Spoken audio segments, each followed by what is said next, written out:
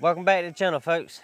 Today's video, we're going to do part 4 of the hunting setup series.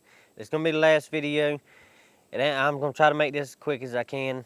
And I'm just going to go through what what items I use to harvest all deer, hogs, and turkeys, squirrels, so on and so on. This here is, you've seen it on the channel, if you follow the channel. This is my go-to rifle for whatever hunting I'm going to do. It's a Remington 700. It's one of the older ones, and I've added some stuff to it. And I got a loophole scope. These are made by Legacy. They're called Ammo Boost mags. They got a 10 round and a 5 round. And when you buy it, it comes with the whole dropout magazine, a new trigger guard and everything. But I love being able to just unload like that. I can't stand the normal having to chamber it the whole time to get all the bullets out of it. But let's see, they got loophole scope. I use Hornady ammo, obviously.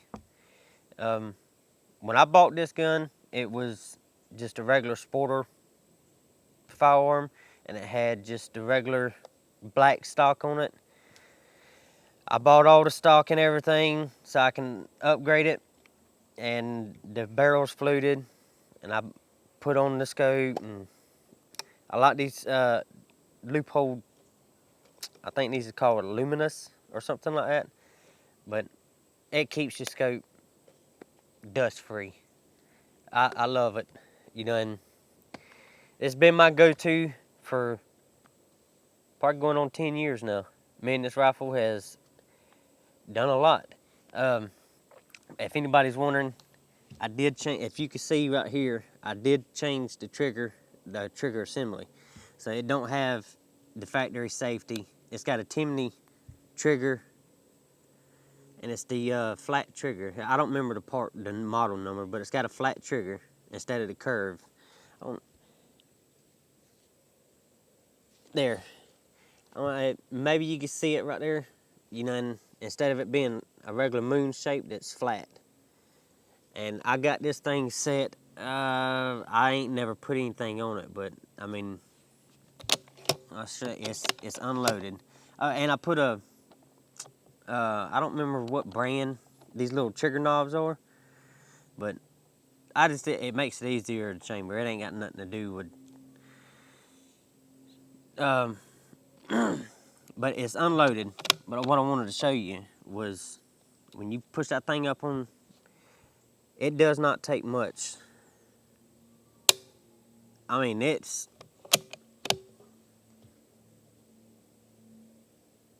I say 2 pounds. I don't even know if it's 2 pounds. I bet it's under 2 pounds. And it does not travel much.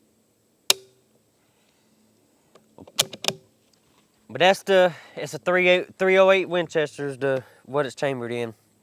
But yeah, this is my go-to hunting rifle. When it comes deer season, this is what I use. All right, the next rifle is a Savage 9317 or 93R17.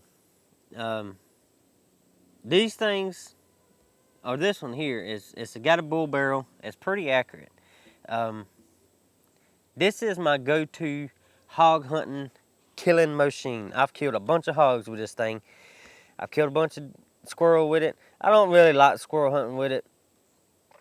And I do it just about every year. You just got to make headshots with them, because if you shoot them in the body, it blows out everything. I mean, you got to make headshots with this, in my opinion. You can shoot them however you want to, but I went a little crazy with this one because of my intentions with this gun was to make it to where my kids can use it, and so can me and my wife. But I did the same thing, got a loophole scope, got the flip up aluminum caps. But this little thing here, it's been on here so long, I don't even remember the brand. I don't think it's got it on it nowheres. Well, it does, but it's behind this the butt plate there. But if you can see, you like the gun's straight. Try to make this, there you go. But the butt plate, you can do all kind of adjustments on it. This thing here, this piece here goes in and out. You can make it longer or shorter. The butt plate turns left and right. There's a bunch of different kind of adjustments on it. But I did it because of the way it sits in my shoulder the best. With it at an angle like that. You know, and with the adjustments I got, I can close it all the way in. If one of my kids is using it, I can close it in. It's got these little screws, inset screws right here on top and bottom. If you loosen them up, you can slide it in and out. That's the only reason I was on there. Ain't got nothing to do with no tournament shooting, because that's what they really make it for, being able to. I wanted it so I can adjust the stock to go for me and the kids. But the only thing I hadn't done to this gun is change the trigger, which I want to do that. I want to put a new trigger in it. I put one of the little bolt knobs on it too. It makes it so much easier to chamber. But this is the 17 HMR. I use Hornady ammo in every firearm that I got, other than my shotgun, and that's because it's too hard to find the Hornady ammo for that. But everything else, I use Hornady. I love the Hornady platform and everything. So, but yeah, this is the hog killing machine. You know, and I've done a little bit of stuff to the stock. I need to paint it because it's starting to get all chipped up and all.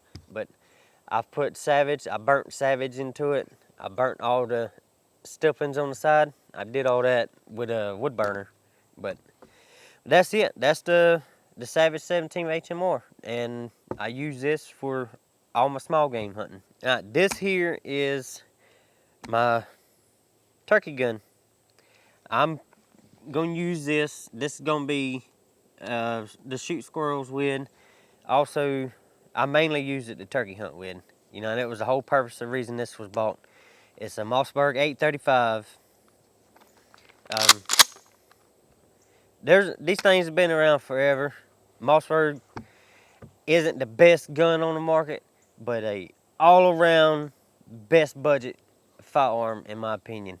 They always work. Nothing ever tears up with them. You can bang these things around and they just keep on going. That's the reason I love the Mossberg.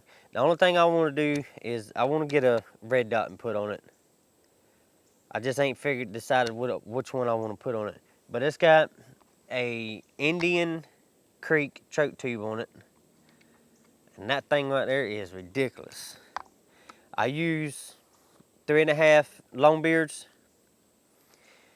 And yes, I know you don't have to use 3.5s. 2 3/4 to kill a turkey just as good as these 3.5s will. But if you go back in my channel, I shot a hog, about a 70-pound hog this past turkey season. Actually, I killed a couple hogs with it this year. But I did one on the channel. I got one on the channel to where it was about 15, 20 yards. And that hog didn't go nowhere. And these bullets right here, this ammo did a number on them hog. But yeah, that's it. I mean, this is gonna be my go-to turkey gun. This here is my bow. You know, and around here in my area, I end up doing more bow hunting than I do firearm hunting. It don't look like it on my channel because I always end up having more success with the guns. But in my area, most of everything, it does way more archery hunting than firearms. So I've had this bow for years. I bought it new back, I don't even remember how old it is, but it's the Matthews ZXT. That should tell you how, I mean, it's an old bow, but I love it. It shoots good. I need to get some new, about time to replace the strings on it. But I use this little kickstand to do you know, when I'm ground hunting or trying to turkey hunt with it. But this year, I changed up my releases. I'm going to use a more, it's called, what is that, thumb release. It's made by Trophy Ridge. I went with this one because it has a swivel head on it. And it's new. It's the Precise. It's got a big thumb knob on it, but I took that knob off of it because the way I hold it, it's just easier to do it without that knob. But I changed this up because of the camera I'm using this year. It's going to be easier to work it with both hands. And then once I'm ready to shoot, I have to grab the bow. And this will already be on the D-loop. That's one step, just minimizing steps. I don't remember all the accessories. Like, I think this was made by like Connecticut, or I don't remember what the brand name of that was, of the stabilizer. But I went with it because it used the dampeners that Matthews uses. I went with the G5 sight. The G5, it's got the dampeners in it. I went with a G5 air arrest, G5 peep, these little monkey tails. You know, I use gold tip arrows with Magnus broadheads, Zinger fletching, and just some cheap lighted nocks. You know, and the lighted nocks, they actually go through all the different colors. I don't know if you can see that or not, but they flash through the colors. But that's my go-to bow, you know, and this thing's been around the block. I've had it so long that the wood handle, which it don't hurt my feelings, because to me it fits my hand better now that wood handle, like, it split on me, you know, and I guess so much sweat over the years of using it, that piece of wood split down the center and it was loose. So I ended up taking it off and just put some felt. I put felt in it, and it actually fits my hand better without that big old piece of wood on it. But that's it, you know. And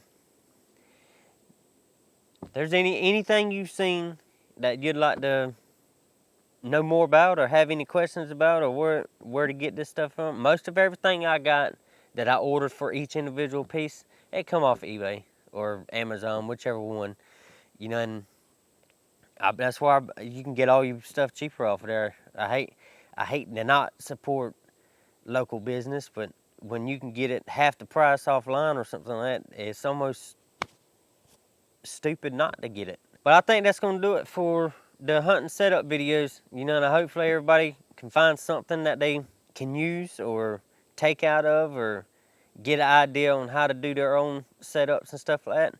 But either way, we appreciate y'all watching. Stay tuned. We'll catch you on the next video.